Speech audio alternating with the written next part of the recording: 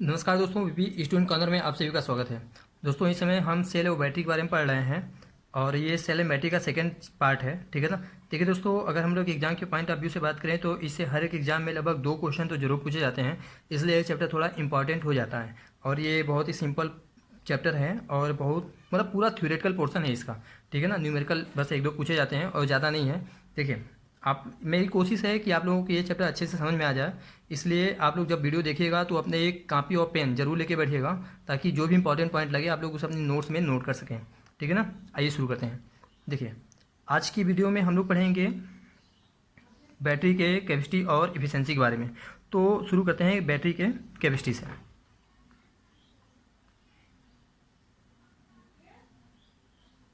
देखिए, बैटरी की कैपेसिटी क्या होती है दोस्तों। किसी भी सेकेंडरी सेल या बैटरी की कैपेसिटी एम्पियर आवर में व्यक्त की जाती है। किसमें दोस्तों? एम्पियर आवर में।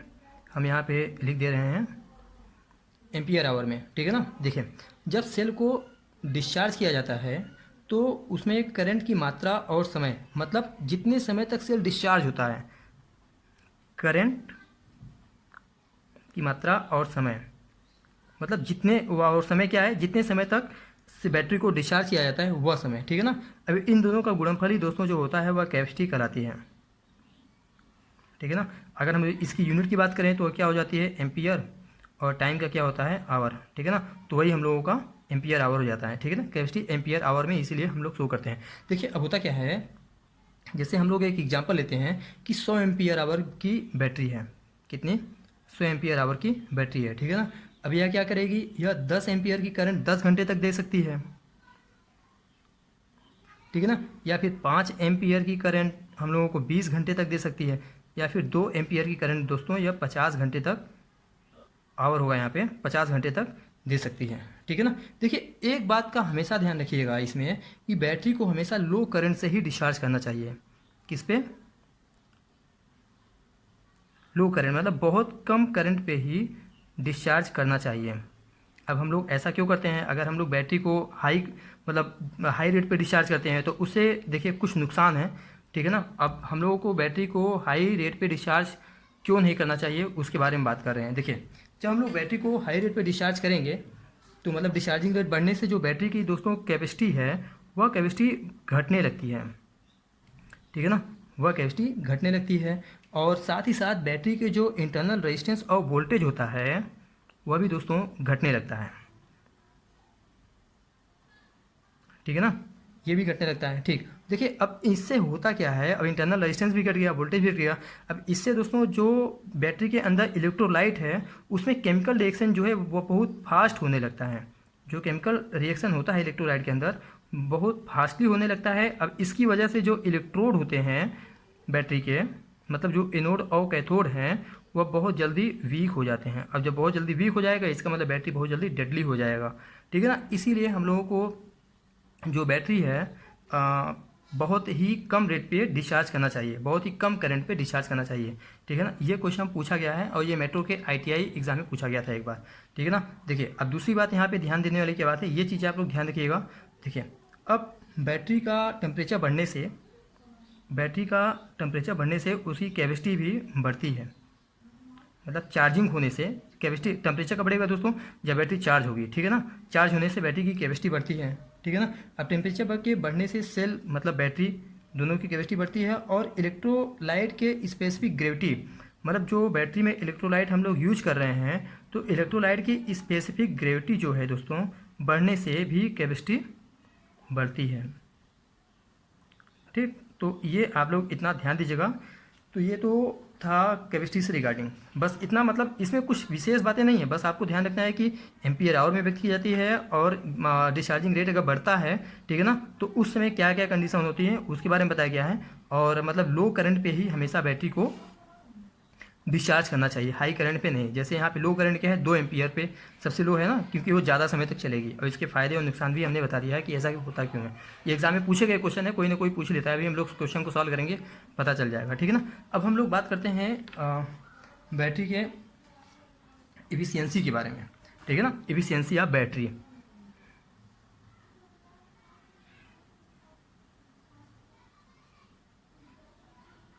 इफिशियंसी ऑफ बैटरी, ठीक है ना। देखिए बैटरी के आउटपुट तथा इनपुट के रेशियो को बैटरी की इफिशियंसी कहते हैं। सिर्फ बैटरी नहीं, किसी भी चीज़ की अगर हम लोग को इफिशियंसी निकालना हो तो आउटपुट बटे जो इनपुट होता है वही इफिशियंसी कहलाता है दोस्तों, ठीक है ना।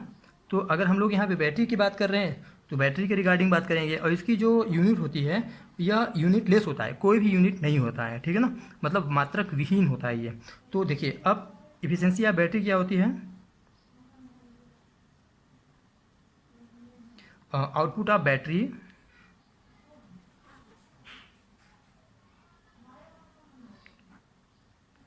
बाई इनपुट ऑफ बैटरी, ठीक है ना। देखिए ये नॉर्मल फार्मूला हो गया, कुछ विशेष नहीं है इसमें। देखिए अब बात करते हैं बैटरी की इफिशियंसी जो होती है दोस्तों वह दो प्रकार की होती है। बैटरी की इफिशियंसी जो होती है वह दो प्रकार की होती है। एक होता है एम्पियर आवर इफिशियंसी और दूसरा होता है वाट आवर इफिशियंसी, ठीक। तो देखिए अब जो एम्पियर आवर इफिशियंसी होती है उसे हम लोग क्वांटिटी इफिशियंसी भी कहते हैं,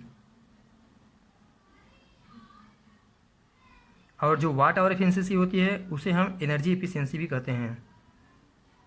ये आप लोग ज़रूर ध्यान दीजिएगा ये वाली चीज़ें कि किसे कौन सी चीज़ें कहती हैं, ये सेकंड नेम बहुत ज़्यादा जरूरी है आपके लिए, ठीक है ना। देखिए अब हम लोग बात करते हैं सबसे पहले एम्पियर आवर इफिशियंसी की।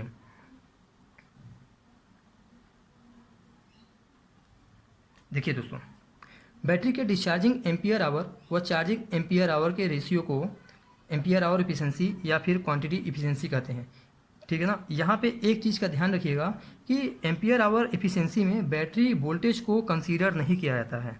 क्या हमने कहा कि एम्पियर आवर इफिशियंसी में बैटरी वोल्टेज को कंसीडर नहीं किया जा सकता है, ठीक है ना। तो सबसे पहले हम लोग इसकी जो है फार्मूला उसे रखते हैं कि एम्पियर आवर इफिशियंसी क्या है दोस्तों, ampere hour on discharge, ampere,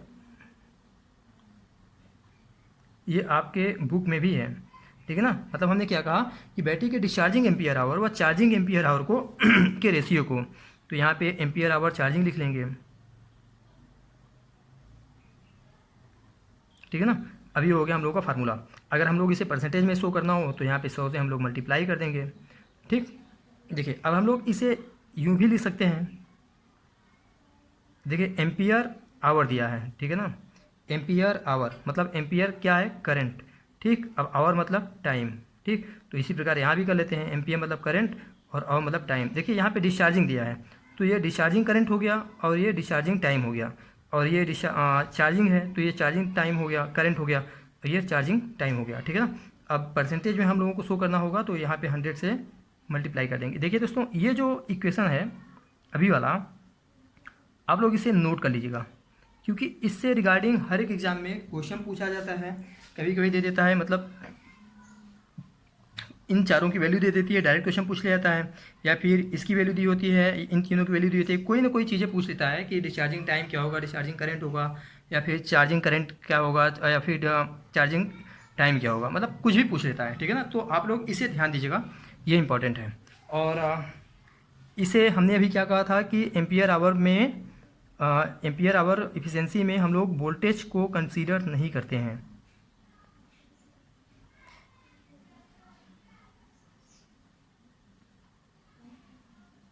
ठीक। और देखिए अब हम लोग बात करेंगे वाट आवर एफिशिएंसी के बारे में। दूसरा watt hour efficiency, watt hour efficiency को हम लोग क्या कहते हैं दोस्तों, एनर्जी इफिशियंसी भी कहते हैं, ठीक है ना। अब एनर्जी इफिशियंसी देखिए जो होता है इसमें वोल्टेज को कंसीडर किया जाता है,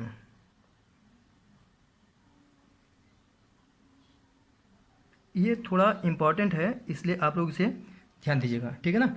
अब इसका मतलब क्या हुआ, मतलब वोल्टेज को कंसीडर किया जाता है, मतलब बैटरी के चार्जिंग या डिस्चार्जिंग के समय होने वाली वोल्टेज गेन या वोल्टेज ड्रॉप, मतलब कितना वोल्टेज गेन हो रहा है या कितना वोल्टेज लॉस हो रही है, उन सबको ध्यान दिया जाता है वाट आवर एफिशिएंसी में, ठीक है ना। तो अब देखिए अब इसका फार्मूला क्या होता है दोस्तों, सबसे पहले वाट आवर एफिशिएंसी तो वही सेम है, डिस्चार्ज वाट आवर या फिर बाई चार्जिंग वाट आवर, ठीक है ना। और देखिए अब ये होता क्या है दोस्तों, परसेंटेज में शो करना होगा वो तो लास्ट की बात है, तो हम लोग इसे 100 से मल्टीप्लाई कर देंगे। देखिए अब डिस्चार्ज वाट आवर की बात कर रहा है ना, तो हम लोग यहाँ डिस्चार्ज कर लेंगे, अब वाट को यूनिट क्या होती है दोस्तों, किसका यूनिट होता है, पावर का। तो पावर और आवर से क्या हो गया दोस्तों, टाइम। ठीक, और इसी तरीके से हम लोग इसे भी कर लेंगे। ठीक है ना। तो देखिए हम लोग इसे क्या ऐसे लिख सकते हैं क्या, P बराबर क्या होता है, पावर बराबर क्या होता है, वोल्टेज इंटू करंट होता है। तो वी आई, ठीक है ना। और ये हम लोगों का टी जो है, टी तो है ही। ठीक, और ये चार्जिंग जो है यहाँ पे भी वी आई टी। ठीक, और 100 से मल्टीप्लाई कर लेंगे, क्योंकि अगर हम लोग परसेंटेज करेंगे तो। ठीक है ना। अब देखिए यहाँ पे डिस्चार्जिंग वोल्टेज करंट टाइम है। ठीक है ना। तो यहाँ पे हम लोग वी डी लिख लेंगे, डायरेक्ट नीचे लिख लेते हैं। ठीक, और इसे हम लोग यूँ भी लिख सकते हैं, ये तो नीचे का पोर्शन हो गया, कि वाट आवर एफिशिएंसी बराबर क्या होता है, वी डी आई डी मतलब टी डी। ठीक, अपान V C I C into T C, मतलब charging voltage, charging current, charging time. ठीक, परसेंटेज में व्यक्त करने के लिए ये हो गया। ठीक है ना। और यही इसका मेन फार्मूला है। अब देखिए इसे क्या हम लोग ऐसे लिख सकते हैं क्या, देखिए अगर हम लोग यहाँ ध्यान दीजिएगा तो यहाँ पे एक टर्म बनता है। ठीक, और ये किसका था दोस्तों, एम्पियर आवर का। यहाँ पे आप लोग देखिए एम्पियर आवर की फार्मूला क्या है, सेम है ना, I D T D upon I C T C, तो वही सेम है। तो इससे हम लोग ऐसे भी लिख सकते हैं क्या, वाट आवर। ठीक है ना। तो ampere hour into V D upon V C into 100।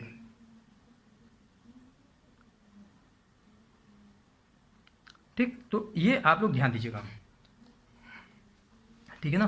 देखिए एक बात यहाँ ध्यान देने वाली क्या बात है, कि बैटरी की जो एवरेज चार्जिंग वोल्टेज होती है दोस्तों, वह डिस्चार्जिंग वोल्टेज से हमेशा अधिक होता है। हमने क्या कहा कि बैटरी की जो चार्जिंग वोल्टेज होती है,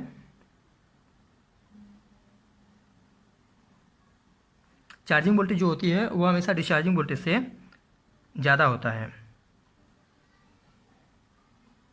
ठीक है ना। अब इसीलिए बैटरी की जो एम्पियर ऑफ एफिशिएंसी होती है वह वाट आवर एफिशिएंसी से ज़्यादा होती है। कहने का मतलब ये है कि जब charging voltage is greater than discharging voltage, ठीक, तो उससे क्या होगा दोस्तों, ampere hour efficiency is greater than watt hour efficiency. ये आप लोग ध्यान दीजिएगा। ठीक है ना। हाँ, एक बात और कहना था कि बैटरी की जो एफिशिएंसी होती है, एम्पियर ऑफ एफिशिएंसी, वह 90 से 95% होती है, 90 से 95%। और जो वाट आवर एफिशिएंसी होती है वह दोस्तों 75 से 80% होती है। ठीक है ना। ये आप लोग ध्यान दीजिएगा।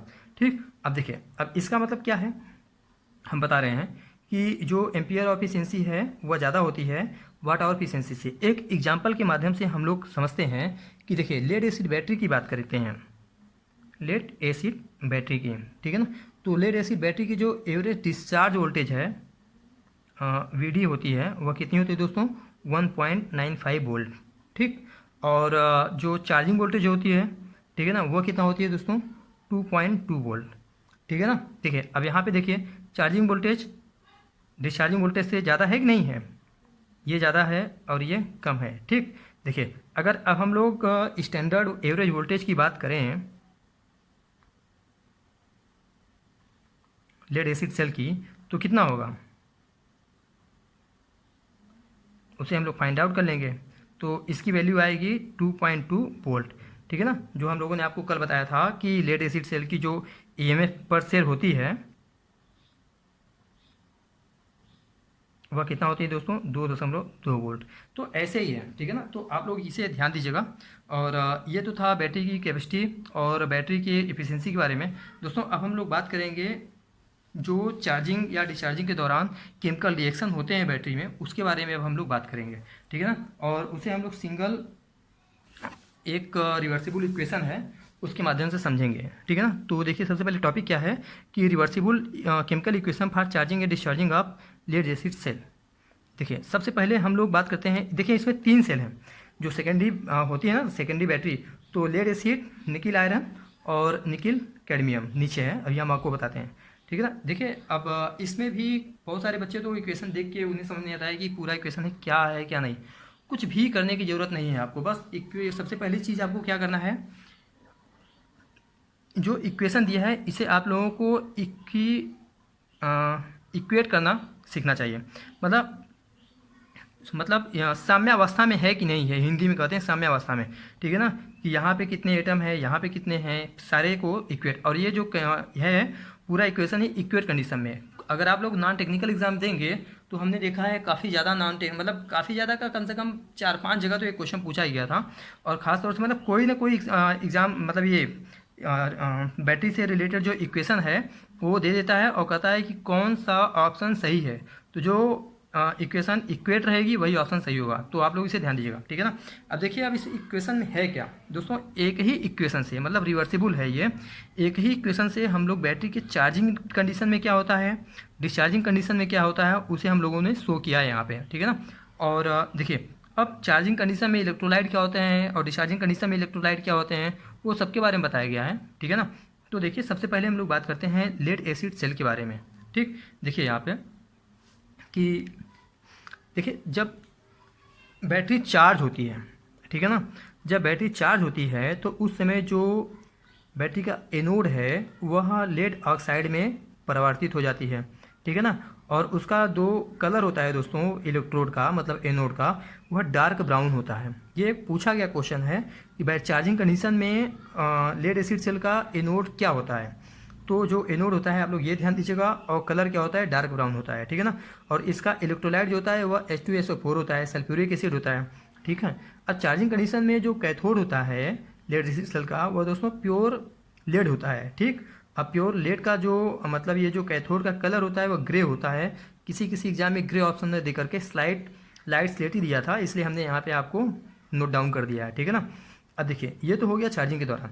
अब डिस्चार्जिंग के दौरान क्या होता है दोस्तों, डिस्चार्जिंग के दौरान जो बैटरी का एनोड होता है वह मतलब डिस्चार्जिंग के दौरान दोनों एनोड और कैथोड दोनों PbSO4 में बदल जाते हैं, मतलब परिवर्तित हो जाते हैं, ठीक है ना। और जो इसका इलेक्ट्रोलाइट होता है वह H2SO4 से H2O में कन्वर्ट हो जाता है, ठीक है ना। और उसके बाद हम लोगों की डिस्चार्जिंग में इलेक्ट्रिकल एनर्जी रिलीज होती है कुछ। देखिए यहाँ पे ध्यान देने वाली बात क्या है कि मतलब पूछा जाता है कि अगर आपसे पूछ लिया जाए कि जैसे लेड एसिड सेल, ठीक है ना, कैसे पहचानेंगे कि बैटरी चार्ज है या डिस्चार्ज है। तो लेड एसिड सेल के सिर्फ हम लोग इलेक्ट्रोलाइट को देख करके ही हम लोग जान जाएंगे कि बैटरी चार्ज है या डिस्चार्ज है। अगर इलेक्ट्रोलाइट H2SO4 है तब तो जान जाएंगे कि बैटरी चार्ज कंडीशन में है।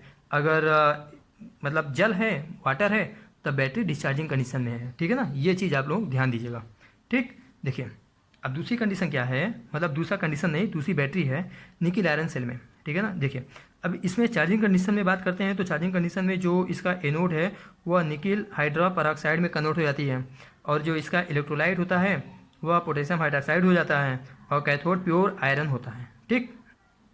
और जब यही बैटरी डिस्चार्ज होती है, ठीक है ना, डिस्चार्जिंग के दौरान जो उसका एनोड होता है वह निकिल हाइड्रोक्साइड में कन्वर्ट हो जाती है। देखिए चार्जिंग के दौरान एनोड क्या था, निकिल हाइड्रा पेरोक्साइड, ठीक। और डिस्चार्जिंग के दौरान जो मतलब निकिल आयरन सेल का जो एनोड होता है वह किस में चेंज हो जाता है, निकिल हाइड्रोक्साइड में, ठीक है ना। और यहाँ पे इलेक्ट्रोलाइट में कोई परिवर्तन नहीं होता है, इलेक्ट्रोलाइट सेम होता है पोटेशियम हाइड्रोक्साइड। और दोस्तों कैथोड की बात करें तो कैथोड भी यहाँ पे आयरन हाइड्रोक्साइड हो जाता है, में बदल जाता है, ठीक है ना।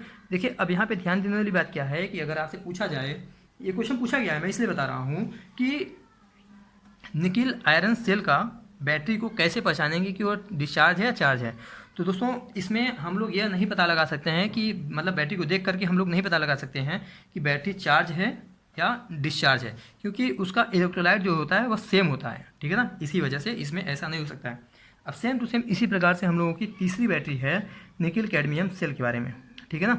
निकिल कैडमियम, देखिए इसमें चार्जिंग के दौरान क्या होता है दोस्तों, चार्जिंग के दौरान जो एनोड होता है वह निकिल पैरा हाइड्रोक्साइड में कन्वर्ट हो जाता है, ठीक।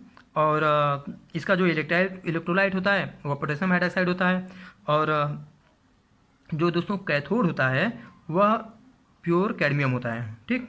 देखिए अब डिस्चार्जिंग के दौरान इसमें क्या होता है, डिस्चार्जिंग के दौरान जो एनोड है वह निकिल हाइड्रोक्साइड में कन्वर्ट हो जाता है, ठीक। जैसे यहाँ पे निकिल पैरा हाइड्रोक्साइड में कन्वर्ट हुआ था चार्जिंग के दौरान, और डिस्चार्जिंग में निकिल कैडमियम बैटरी का जो एनोड होता है वह जो होता है दोस्तों निकिल हाइड्रोक्साइड में कन्वर्ट हो जाता है, ठीक।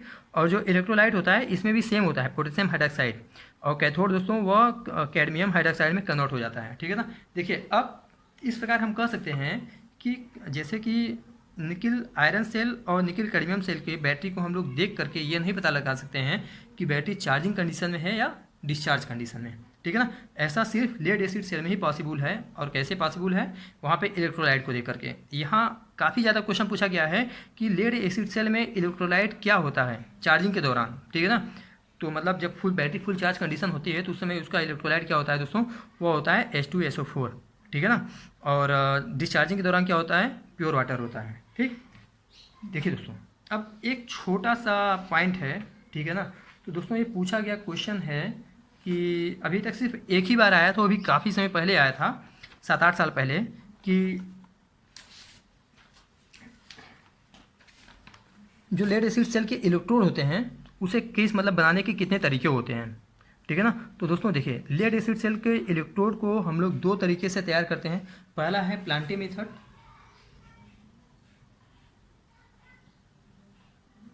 ये सब आपके जब हम लोग क्वेश्चन सॉल्व करेंगे इस बुक से उसमें है ये सब, ठीक है ना। तो पहला क्या है दोस्तों, प्लांटे मेथड, जिसे हम लोग फॉर्मर मेथड भी कहते हैं, मतलब ये पहले यूज किया जाता था। और दूसरा मेथड क्या है दोस्तों, फॉर्म मेथड।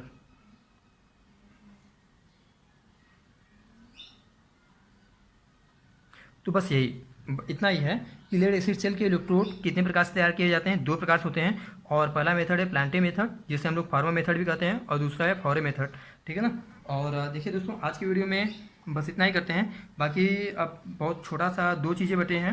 एक तो है कि ये जो बुक में ही दिया है फैराडेज लॉ ऑफ इलेक्ट्रोलिसिस, और बचा है जो ग्रुपिंग होती है बैटरी या आपकी, जैसे सीरीज कनेक्शन होता है, पैरेलल कनेक्शन होता है, या फिर सीरीज पैरेलल कनेक्शन होता है, ठीक है ना। अब ग्रुपिंग ऑफ बैटरी के बारे में और इन दोनों के बारे में हम लोग अगले वीडियो में पढ़ेंगे। तीसरी वीडियो बताया था ना कि 2-3 वीडियो में।